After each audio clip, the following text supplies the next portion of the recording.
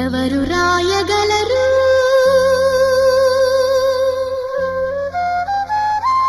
అమ్మాను మాట కన్న కమ్మని కావ్యం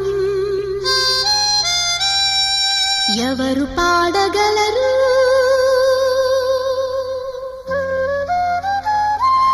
అమ్మ అనురాగం కన్న తీ